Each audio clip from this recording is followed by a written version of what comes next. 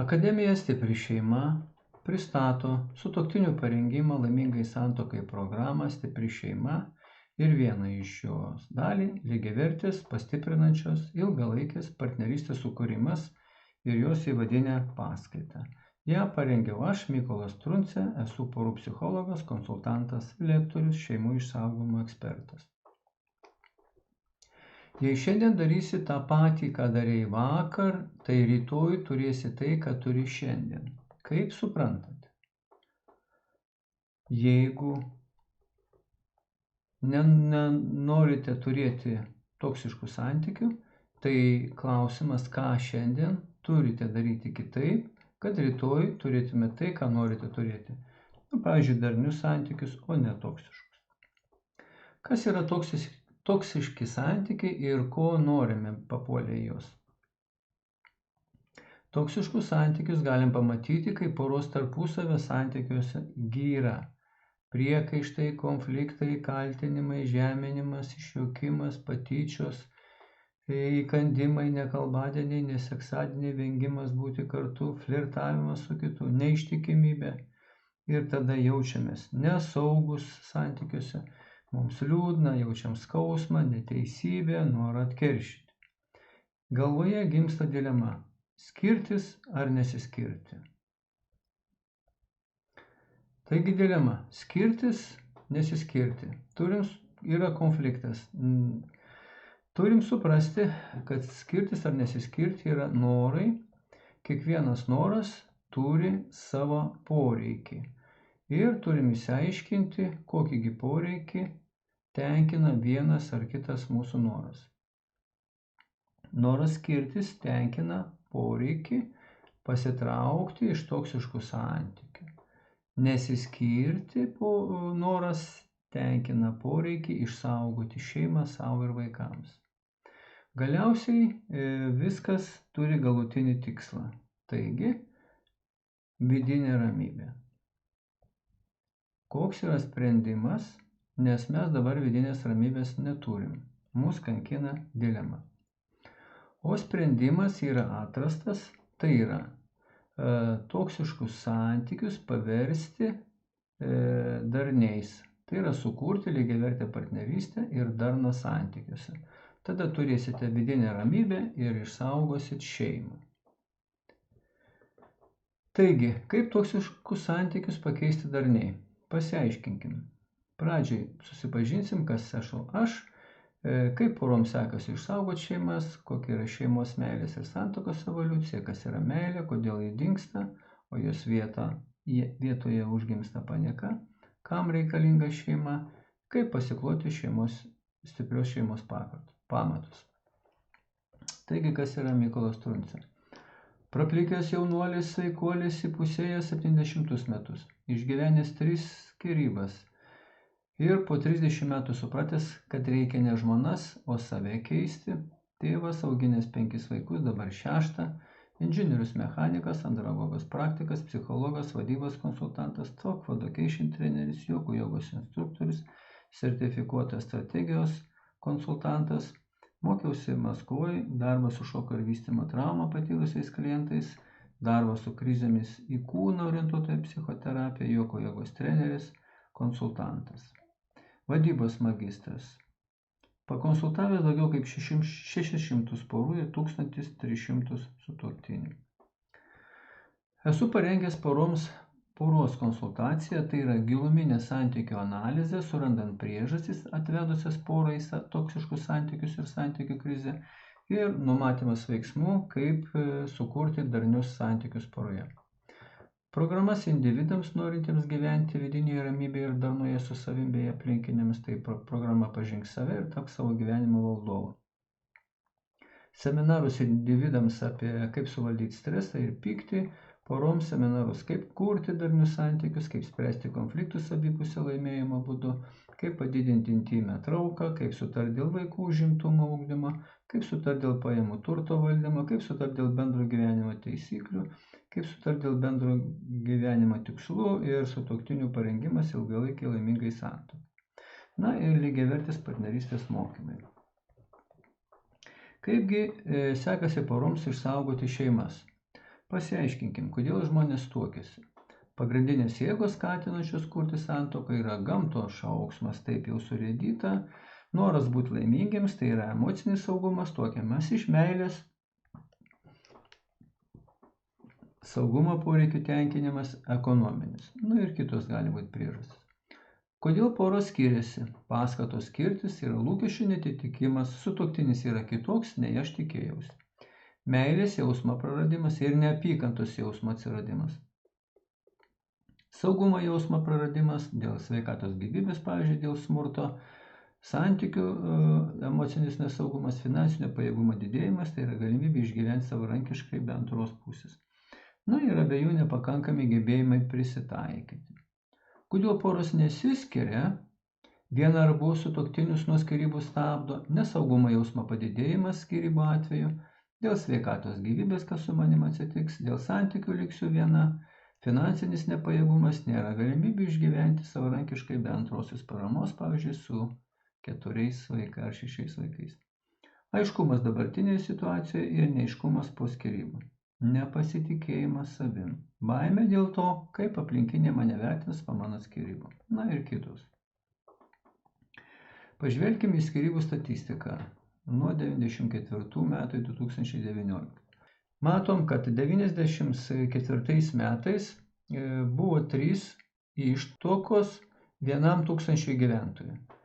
Praėjus daugiau kaip 20 metų ir vėl tą patį matom 3 ištuokas. 20 ir 21 metais ištuokų mažiau dėl karantino ir ekonominių sunkumų. Taigi, pažiūrėkim, santuokos ir skyrybos dinamika nuo 2005 iki 2013. 20 000 santuokų, 11 000 skyrybų. 20 000 santuokų, 10 000 skyrybų. Taigi, nieks nesikeičia. Skyrybos. Gerai ar blogai? Ar verta dėti pastangas išsaugoti šeimą? Kiek kainuoja skyrybos vaikams, tėvams ir visuomeniai? Skyrybų poveikis vaikams. Nusikaltimai. Išsiskyrusių tėvų vaikai labiau linkę į jaunatviškus nusikaltimus, rūkymą, alkoholio, narkotikų vartojimą, o tikimybė patekti į kalėjimą išauga daugiau nei 2. Skurdas. Vaikams augantiems tik su mama yra 6 kartus didesnė tikimybė augti skurde. Išsilavinimas. Vaikai išaugę tik su vienu iš tėvų linkę 2 kartus dažniau nutraukti aukšto mokslo studijas. Tada negauna reikiamo išsilavinimo ir prastai su finansais tada. Seksas.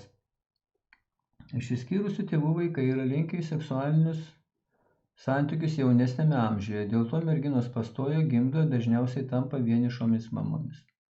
Sutariamumas. Čia įdomu. Atlikus 20 metų trukusį tyrimą nustatytas ryšys tarp senelių skyrybų ir jų anūkų bendravimo su aplinkybės kokybės. Tai yra vaikai, kurių seneliai išsiskyrė, lyginant su kitais vaikais, kurių seneliai neišsiskyrė, turėjo žemesnį išsilavinimą, didesnį polinkį į šeimininius konfliktus ir prastesnius santykius su tėvais. Kaip skyrybos veikia sutuoktinius arba tėvus? Sveikata. Vedę žmonės gyvena ilgiau nei nevedę. Netekėjusių moterų mirtingumas yra 50% didesnis nei ištekėjusių, o nevedusių vyrų 250%. Laimė. Apie 40% sutuoktinių deklaruoja, kad yra laimingi, tuo tarpu laimingi jaučiasi tik 18% išsiskyrusių, 22% našlių ir 22% gyvenančių poroje, bet neregistravusių santykių. Turtas. Vedę yra turtingesni. Vedę vyrai uždirba nuo 10 iki 40% daugiau nei nevedę ir turintys tokį pat išsilavinimą bei darbinę patirtį. Sutuoktiniai išgyvenę kartu visą gyvenimą pensijoje yra 4 kartus turtingesni nei nevedę. Vedę žmonės išvengia skurdo.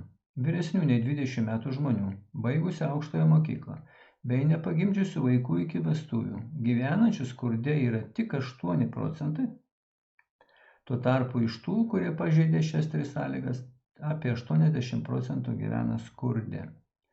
Ir skyrybų poveikis mums visiems. Pasinaudosim čia pristatomą amerikiečių tyrimų metodiką ir jie nustatė, kad vienos skyrybos mokesčių mokėtojams kainuoja nuo 25 iki 30 tūkstančių dolerių. Tai yra apie 240 milijonų eurų už 9804 skyrybas įvykusias Lietuvoje 2014 metais. Arba 8 milijardai eurų per nepriklausomybės laikotarpį. Kosminės sumos.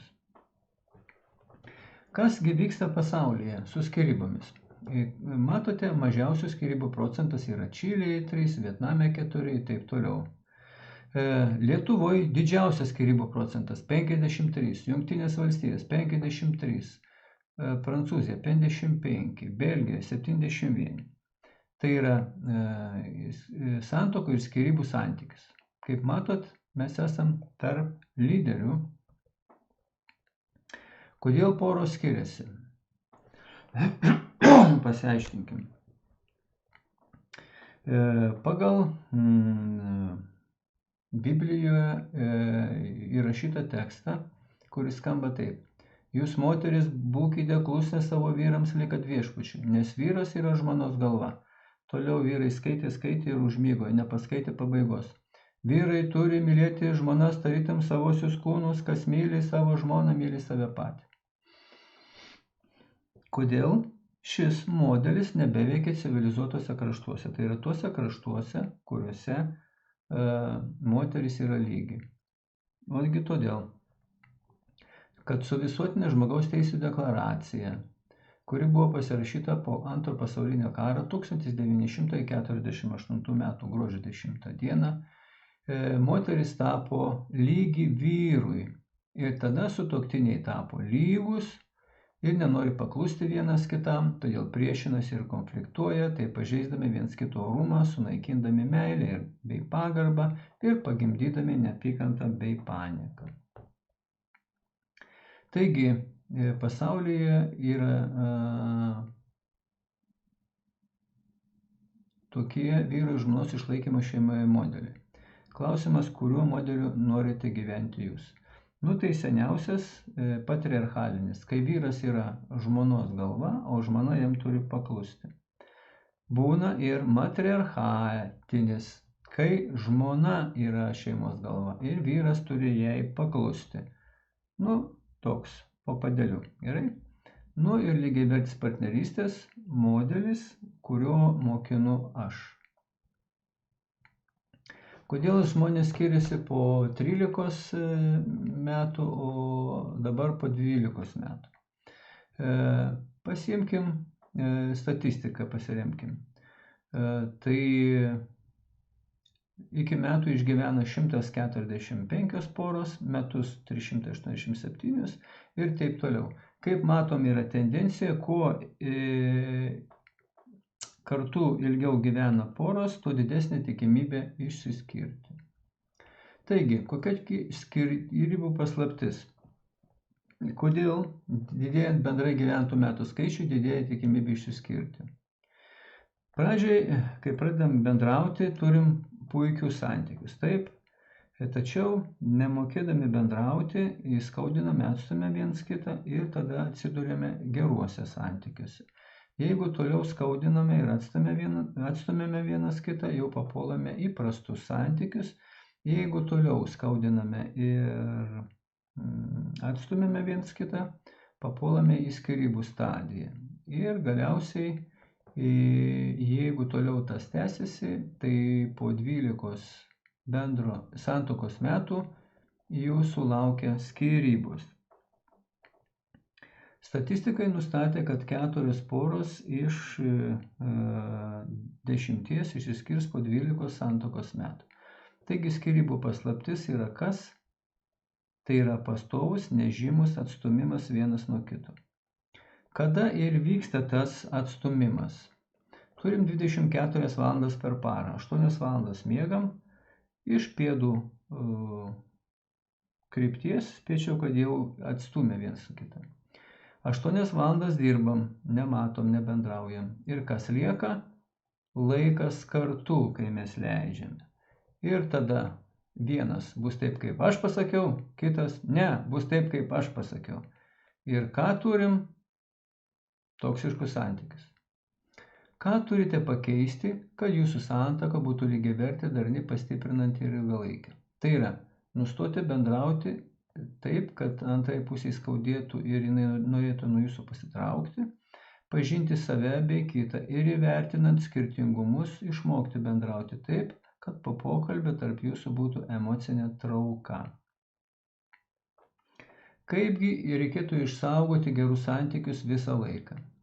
Taigi, pradžioje santykių turim puikus santykius, tada jie iš puikių virsta į gerus, tada į prastus, galiausiai skyrybų stadija. Visas šitas procesas iki skyrybų trunka pastaraisiais metais 12 metų. Taigi, jeigu turėdami gerus santykius, jūs susitarėt dėl lygiavertės partnerystės, jūs išlaikote gerus santykius. Jeigu nesusitarėt, jūsų santykiai prastėja. Jeigu išmokstate pagarbiai bendrauti viens su kitu, jūsų santykiai išlieka geri. Jeigu ne, jūsų santykiai prastėja. Jeigu išsigydėte vaikystės traumas, jūsų santykiai gerėja, nes mokat taikiai bendrauti. Jeigu neišsigydėt, jūsų santykiai prastėja. Jeigu susitarėt dėl vaikų, namų, pinigų, bendro gyvenimo taisyklių, jūsų santykiai geri išlieka. Jeigu nesusitarėt, jūsų santykiai dar labiau prastėja. Jeigu išmokote pasiekti abipusį seksualinį pasitenkinimą, jūsų santykiai gerėja, jeigu ne, jūs jau skyrybose. Jeigu išsprendėte visus savo konfliktus tarpusavio, jūsų santykiai yra geri. Jeigu neišsprendėte, jūsų laukia skyrybos. Taigi, pasiaiškinkim, kaip čia viskas atsitiko, kokia yra šeimos, santuokos ir meilės evoliucija. Mes žinome iš žmogaus evoliucijos, kad žmogus toks kaip Homo sapiens atsirado maždaug 200 tūkstančių metų atgal, tai ir pradėjo lavinti savo mąstymą, problemų sprendimą ir planavimą. Taigi, pažiūrėkime į žmogaus evoliuciją ir kaip jinai atvedė iki šių dienų. Prieš 6 milijonus metų atsiskyrė nuo žmogbeždžionių protėvių atšaka, iš kurių dabar išsivystė dabartinių žmonių ryšius. 2,5 milijonai atsirado pirmieji žmonių protėviai hominidai, 1,5 milijono metų atgal Homo erectus atsirado, tai atsistojo žmogus, 100–200 tūkstančių metų atgal, pagal Tomą Vaitą jau anatomiškai buvo susiformavęs žmogus Homo sapiens, tai yra protaujanti būtybė. 100 tūkstančių metų atgal šiuolaikinis žmogus išmoko išgauti ugnį, nulėmusi žmonių skaičių didėjimas sėkmė, plus atsirado kalba. 75 tūkstančiai metų žmonės jau kūrėsi būstus ir darėsi papuošalus. 40–30 tūkstančių metų atgal šiuolaikiniai žmonės apsigyveno Europoje. Dėmesio, 10–9 tūkstančiai metų atgal derlingose lygumose tarp Egėjo ir Kaspijos jūrų žmonės pradėjo versti sąmoningų žemės dirbimu ir augalų auginimu. Tada ant žemėje gyveno 10 milijonų žmonių. 6 tūkstančiai metų atgal buvo prijaukinti galvijai ir kiaulės ir tai yra pagrindas atsirasti monogaminiai šeimai. Tai yra, kai atsirado žemdirbystė ir žmonės galėjo pasiauginti maistą čia pat prie namų ir nebereikėjo jiems klajoti, kaip dabar klajoja beždžionės po miškus ir ieškoti savo maisto. Bet tai čia tik tai tada galėjo atsirasti monogaminė šeima. Pažiūrėkime šeimos, santuokos ir meilės evoliuciją. Taip, 200 tūkstančių metų atgal vyravo promiskuitetas. Tai yra nesutvarkytų lytinių santykių stadija buvusi iki šeimos ir santuokos normų atsiradimo. Toliau atsirado grupinė santuoka, tai yra visi vienos giminės ar grupės vyrai turėjo teisę gyventi su visomis kitomis giminės grupėmis moterimis. Tai iš jų išskiriama poliandrija, tai daugvyrystė, kai viena moteris su keliais vyrais gyvena tuo pačiu metu, ir sororatas, daugpatystė, kai vienas vyras turėjo galimybę gyventi su keliomis moterimis. 6000 metų atgal geriausiu atveju atsirado prielaidos susikurti poriniai santuokai, tai yra vieno vyro santuoka su viena moterim. ir iš jos išskiriama monogaminė šeima, vienpatystė ir kohabitacija, neregistruota santuoka. Tai va taip vystėsi šeima. Ir dabar jūs jau galite suprasti, kaip susiformavo tas paklusimo modelis. Šita nuotrauka vaizdinga, nes jinai parodo, kad moteris turėjo paklusti vyrui. Kodėl? Nes jis buvo fiziškai stipresnis, o prieš jėgą nieko nepadarysi. Ir tai formavosi ir moteris buvo nustumta į paraštes. Pasiaiškinkim, kas yra meilė ir kur jinai dingsta. Kas yra meilė? O dabar jums dovana. Meilė yra svajonės būti kartu. Meilė yra svajonės būti kartu. Prisiminkite santykių pradžioje, kai jūs svajojate būti kartu su antra puse.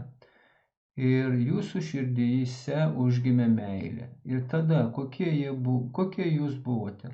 Paslaugus, atidūs, dėmesingi, rūpestingi, palaikantis, užjaučiantis. Tralialia, tralialia, tralialia. Ir patys man dar daugiau galite apie tai papasakoti. Toliau, kodėl meilė dingsta, o jos vietoje užgimsta panieka? Ogi meilė dingsta todėl, kad pora apsigyvena kartu ir vyras deda paukščiuką. Jau šitas gyvenimo uždavinys išspręstas, turiu pastovią sekso partnerę, ko man dabar reikia? Išlaikyti, uždirbti, išlaikyti šeimą. Žmona irgi apsigyvenus kartu deda paukščiuką, ko man dabar reikia? Vaikų, namų. Nu tai va, ir tada pora turi skirtingus, vyras ir skirtinga žmona turi tikslus ir pradeda siekti savo tikslų ir laikui bėgant atitolsta viens nuo kito ir išsiskiria kaip jūroje laivai. Ir tada, kai nelieka pagarbos, atjautimo, pagalbos, tada į širdį vietoj meilės ateina panieka. Ir tada pradedame skaudinti viens kitą ir sukuriam toksiškus santykius. Pažvelkime į santuokos raidos etapai ir kaip atsitinka, kad jau ta meilė pradingsta. Taigi matom, vyras ir moteris, sakykime, po universiteto ar kokių mokslo baigimo gyvena, ieško antrų pusių, gyvena su vienais kitais ir, sakykime, statistiškai 30 metais vyrai pirmą kartą veda ir 28 moteris. Tada, sakykime, čia yra medaus metai ir medaus gyvenimas. Taip, tada, žiūrėk, žmona pastoja ir gimdo pirmą vaiką ir išeina 2 metam vaiko auginimo darbams. Ne atostogom, kai kas nesupranta, bet vaiko auginimo darbams, kuriuos jinai dirba 24 valandas per parą, 7 paras be savaitę. Non-stop. Ir aišku, išvargsta, jai trūksta paramos ir tada jau atsiranda lūkesčiai neišpildyti, pretenzijos, priekaištai, pažeminimai. Žiūrėk, pastojo dar antras vaikas už tą patį gimdymą, tai yra auginimą, ir dar kartą žmona išeina į vaiko auginimo darbams. Dar kiek pagyvenę, netenkina viens kito poreikius ir žiūrėk 4 poros iš 10 po 12-13 bendro gyvenimo metų skiriasi. Ir toliau, jeigu neįsiskiria, gyvena kartu, kol vienam vaikui sukanka 19, kitam 19-20 metų ir jie išskrenda iš namų mokytis, o paskui gyventi ir dirbti. Ir tada jau palieka jie gyventi vieni. Tada, žiūrėk, žmona perserga menopauzę ir vaikų nėra namie ir galima mėgautis intymiu gyvenimu.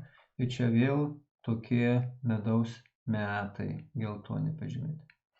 Jeigu vyras išgyvens iki 60 metų amžiaus, tai statistiškai jis gyvens iki 77 metų ir tada jau išeis, o žmona,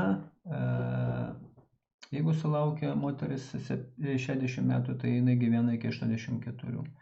Taigi mes čia matom gyvenimas iki vaikų, gyvenimas su vaikais, kurių amžius kinta, ir vėl gyvenimas be vaikų, tada su anūkais, gyvenimas pensijoje, senatvėje, vyro išėjimas, gyvenimas vienai. Kaip matot, šitą skaidrę parinkau tam, kad būtų aiškiai matyti, kad santuokinis gyvenimas nuolat kinta. Ir todėl reikia būti pasiruošusiems bet kokiems gyvenimo atvejams. Taigi, sutuoktinių tikslų galia ir pasekmės. Kaip jau minėjau, moteris ir vyras, jeigu draugauja vienas su kitu ir jaučia viens kitam simpatiją, užgimsta meilė ir jie turi bendrą tikslą ir vienas ir kitas tą patį būti kartu. Kaip apsigyvena kartu, žmona išskiria savo tikslą vaikai namai, vyras savo tikslą uždirbti išlaikyti šeimą ir tada kas vyksta bendravime. Žmona prašo, prisidėk prie namų tvarkymo, nespėju. Vyras ką atsako, einu užbaigsiu darbus. Konfliktas. Žmona sako, pabūk su vaikais, nebeturiu jėgų. Vyras sako, pavargau aš pats ir man reikia pailsėti. Konfliktas. Žmona sako, pasikalbėkime, vyras sako, leisk pabūti man ramybėje. Konfliktas. Tokių konfliktų dėl bendravimo, sekso, vaikų, namų ir kitų dalykų. Čia matom šitas pavyzdžiai kasdien turi, po 4 konfliktus kasdien. Ir tokių konfliktų per metus 365, dauginam iš 4, gaunam 1300 konfliktų per metus. Jokie santykiai negali atlaikyti tokių stiprių konfliktų. Ir tada atsiranda nusivylimas, nepasitenkinimas, priekaištai, konfliktai, pažeminimai, atstumimas, atitolimas, nekalbadieniai, neseksadieniai ir jau skyrybos. Taigi pasiaiškinkim, kam reikalinga šeima. Ar judu norite būti konkuruojančių sutuoktinių rinkinys ir gyventi toksiškose santykiuose? O gal norite tapti komandą ir sukurti darnius santykius? Tai pirmą išsiaiškinkim, tai kam reikalinga šeima? Esu daugiau kaip 600 kartų uždavęs šitą klausimą porai ir dažniausiai klasikinis atsakymas yra toks. Vyras sako, Mykolai, tu nežinai, šeimą kūriama tam, kad pratęsti giminę, žmonės ir gyvūnai taip daro. Žmona sako, tu ką, Mykolai, jau nežinai, šeimą kūriam tam, kad lengviau būtų gyventi. Tada aš jiems užduodu sekantį klausimą. Sakau, žiūrėkit, vaikai praauginti, kartu gyvenat, tai kuo čia atėjot? Žmonės neturi žalio supratimo, kam kūrė šeimą, net milimetro pastangų į tą pusę negali padėti. Tai sakysiu savo variantą. Šeimos kūriamas tam, kad būtų sukurta saugi erdvė. Kai jūs grįžtate į namus, iš po sunkių darbų pavargę, jūs norite rasti ten karą ar saugią erdvę? Ką norite rasti? Tikiuosi, norite rasti saugią erdvę. Taigi 100 metų atgal saugi erdvė buvo ekonominė. Kai Vingi Jonis ir Katrė tuokėsi, derėjosi dėl kraičio ir indėlio, kad galėtų išgyventi jie. Šiais laikais ekonominis saugumas nueina į 5. planą, į 1. planą ateina kas? Emocinis saugumas. Taigi šeimos paskirtis yra sukurti saugią erdvę visiems šeimos nariams. Taigi, ko reikia? Suvienyti šeimai į komandą, vieningų šeimos misijų, tai turi ir vyras ir žmona suprasti, kam reikalinga šeima, apie tai ką tik kalbėjau. Tada jie turi pasidėti vertybinį šeimos pagrindą, susitarti dėl bendrų šeimos principų, vertybių, bendravimo prielaidų, susitarti dėl bendrų šeimos tikslų ir sukurti šeimos viziją. Tik tada jūs tapsite į komandą. Kas galėtų būti bendri šeimos tikslai? Visų pirma, šeimos paskirtis, tada dedam vertybinių santykių pagrindą ir tada kuriam bendros šeimos tikslus. Tai yra saugumas, gyvybės santykių, finansinis, vertė žmonos, vyro, vaikų ir sėkmingi vaikai. Jų išugdyti jų savybės, įskiepyti vertybės, talentą išlavinti, gebėjimus suformuoti. Čia kaip vienas gali būti pavyzdinis. Mūsų šeimos paskirtis yra saugi erdvė visiems šeimos nariams. Koks mūsų vertybinių santykių pagrindas? Mes susitarėm, kad mūsų gyvenimo principai ir bendravimo vieni su kitais tai yra lygiateisiškumas, solidarumas, atsakomybė, laisvė, pasitikėjimas, savarankiškumas. Mūsų bendros šeimos vertybės yra pagarba, tobulėjimas, sveikata, santarvė, saugumas, meilė. Ir bendravimo prielaidos, aš sutinku su tavim gyventi kartu, aš priimu tavo skirtingumą, tu esi tobulėjantį, aš priimu skirtingą tavo matymą, santykių kokybė priklauso nuo manęs ir aš elgiuosi taip, kad tu jaustumės saugi. Tada galim kelti mūsų šeimos tikslus. Tai yra saugumas, užtikrinti sveikatą ir gyvybę, darnus santykius mokomės kurti ir užtikrinti finansinę gerovę. Tada susitarėm, kad žmona nori būti mokytoja, o aš tau padedu. Aš noriu būti lektorius, o žmona man padeda ir mes abu padedam vaikui tapti savo profesijos specialistų. Ir aktyvaus žmogaus savybės skiepijam vaikams, doro žmogaus vertybės, lavinam talentą, išlavinam gebėjimus, valdyti stresą, spręsti problemas ir taip toliau. Taigi, jeigu jūs susitarėt dėl šitokių dalykų, tai pasižiūrėkim, kas vyksta su santykiais.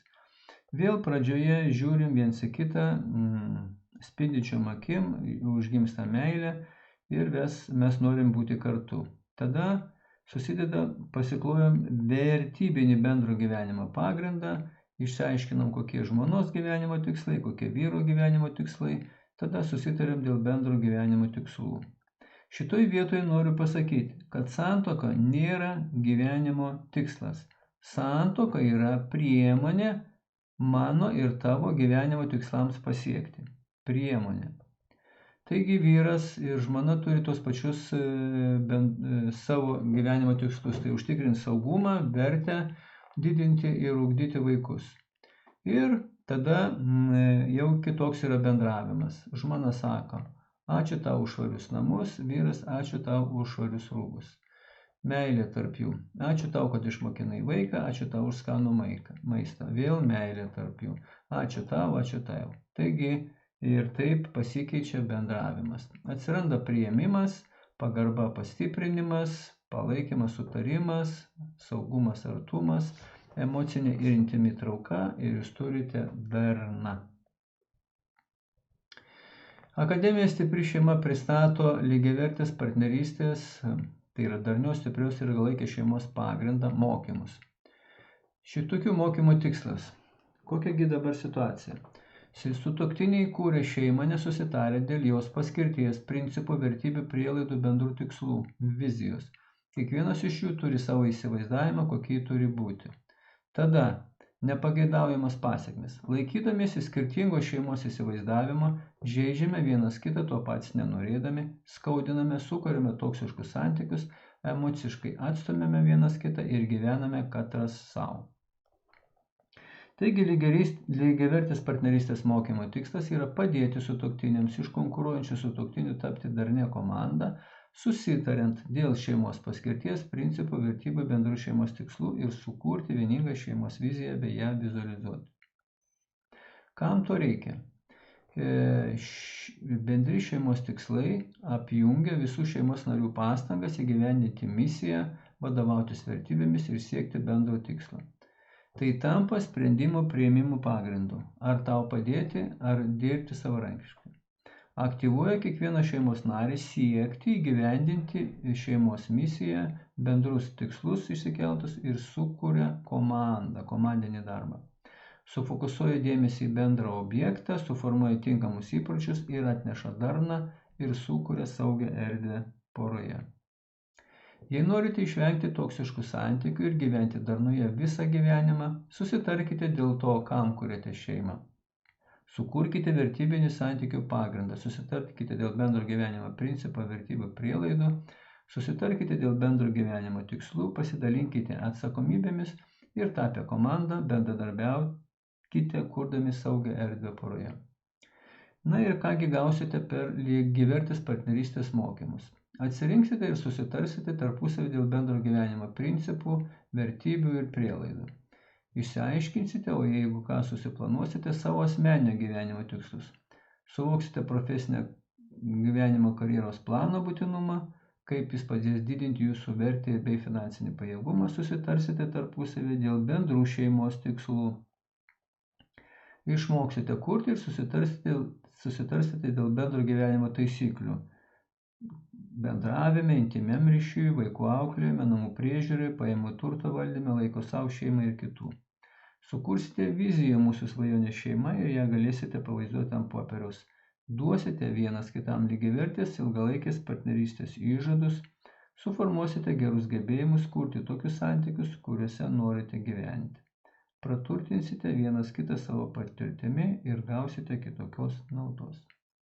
Taigi, jei norite iš konkuruojančių sutuoktinių tapti komandą, registruokitės į mokymus, kurie vyks trečiadieniais nuo 19 iki 20:30 valandų LT per Zoom. Prasidės kovo 6 ir baigsis balandžio 7. Visos mokymo dalys bus filmuojamos ir jas galėsite peržiūrėti kitą dieną, jeigu nebus galimybės tą trečiadienį žiūrėti. Mokymų vaizdo įrašai bus prieinami tik mokymų dalyviams, viešai nebus skelbiami. Bus sukurta uždara Facebook grupė, kurioje galėtumėt bendrauti tarpusavį. Jūs galite dalyvauti dviese už vieno kainą. Šitie mokymai yra daugiau mano dovana jums negu tikslas uždirbti pinigų. Mokymai yra praktiniai, 12 akademinių valandų susitikimai ir 14 savarankiško darbo valandų namie. Po vieną, galite dalyvauti ir po vieną, ir abu. Pokyčiai vyks tik pritaikius žinias praktiškai. Taigi, dar pasižiūrėkit, kaip sekasi mums išmokti įsisavinti naujas žinias. Jeigu pabūnam paskaitoj, tai 5% lieka mūsų galvoj. Jeigu perskaitom, 10%. Jeigu žiūrim audio ir video girdim, video žiūrim, audio girdim, 20%. Jeigu matom, kaip kiti demonstruoja, 30%. Jeigu dalyvaujam grupiniai diskusijai, 50% žinių lieka galvoje. Taip? Jeigu atliekam viską praktiškai, 75%. Kai pradedam mokyti kitus, 90%. Tai čia yra mano standartas atlikimas praktiškai. Todėl jūs turėsite nemažai uždavinių, kuriuos pristatysiu, pamokysiu, kaip išspręsti. Taigi jūs atliksit užduotis, išsiaiškinsit mechanizmus, galėsit juos pritaikyti savo, tai ir gausit vidinę ramybę ir darną santykius. Na ir pateiksiu vieną atsiliepimą iš praeitų mokymų. Pirmiausia, mokymai man ir vyrui buvo tarsi bendra jungianti veikla, nes kasdienybėje dėl begalės įsipareigojimų mažai lieka bendrų taškų. Taip pat gera pamatyti kitas poras, kurios susiduria su tais pačiais sunkumais ir supratome, kad savaime santykiai geri nebūna ir reikia su jais dirbti. Mokymuose pateikiamas praktinės užduotis, pateikiamas metodikos, kaip įveikti problemas, su kuriomis susidarėme kasdienybėje.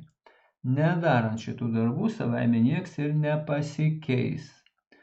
Stipriai rekomenduoju dalyvauti. Daiva. Taigi,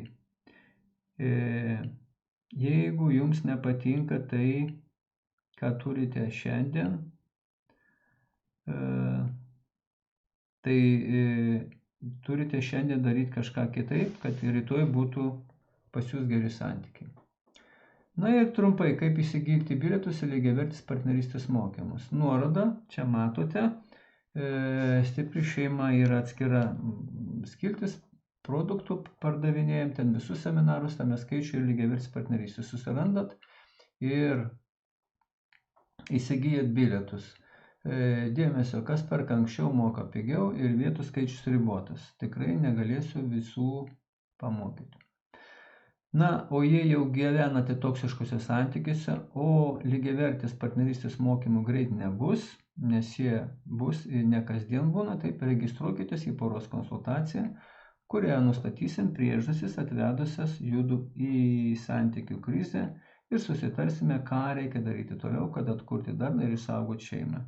Nuorodą į poros konsultaciją rasite svetainėje Stipri šeima atsidarę ir pačiam viršuje yra tokia nuoroda. Taigi, nepakanka tik svajoti, reikia imtis veiksmų ir tikiuosi iki susitikimų seminare arba konsultacijoje. Iki.